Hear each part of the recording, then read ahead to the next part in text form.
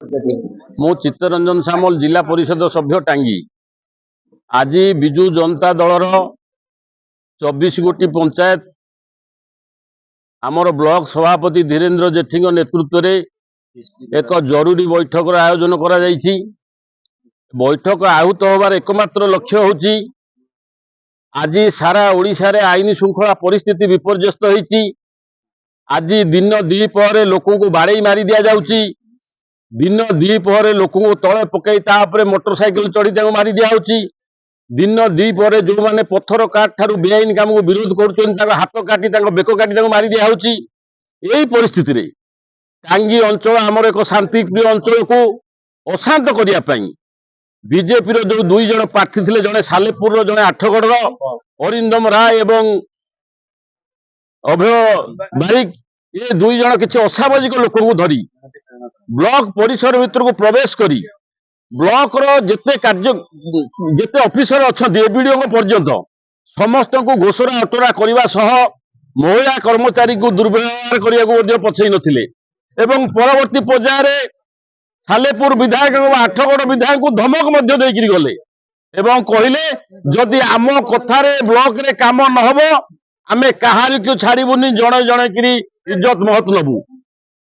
कार्यक्रम आज आमर ब्लॉक रो जे मालिक ब्लॉक चेयरमैन से दुई जन आसामी जो दुई जन आसामी मुझे ना कहली जड़े होती अरिंदम राय जड़े होती अभय बारिक, ये दुई जन आसामी ना रे आम चेयरमैन एफआईआर देवे एवं या गिरफ न करिया पर्यंत आमर विजु जनता दल तरफ आंदोलन चालू रहिबो। जन्मेजय किलार टांगी चौदार ब्लॉक चेयरमैन को प्रतिनिधि गतकाली जो महिला आज जो आसन थाना को प्रस्तुत थाना को देखो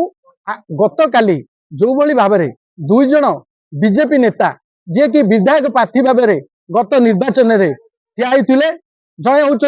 टांगी सालेपुर अरिंदम राय जड़े आठगढ़ अभय बारिक गतकाली 11:30 समय ब्लॉक भितर पशि एसडीपीओ सार आईआईसी ब्लॉक प्रशासन एवं ब्लॉक समस्त स्टाफ को जो भाव में दुर्व्यवहार कले एवं सरकार आसब वस्त्र नष्ट कले से विषय रे आज चेयरमैन महोदय निजे दुई जन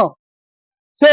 अपराधी ना एतला देछुन। जदि सरकार से दुई जन को अरेस्ट न करती आगामी दिन में यह व्यापक आंदोलन हम मु मन पकई देवाक चाहूँगी। आगे गत सरकार रे प्रशांत जगदेव जिते जड़े विधायक थे साधारणतः लोकों जिते गाड़ी चढ़ाई पूर्व सरकार नवीन पट्टनायक अरेस्ट कर जेल पठे आम आज देखू जे ए सरकार जनता को सरकार लोक मान सरकार कौन स्टेप नौची दुई हारी विधायक प्रार्थी उपरे।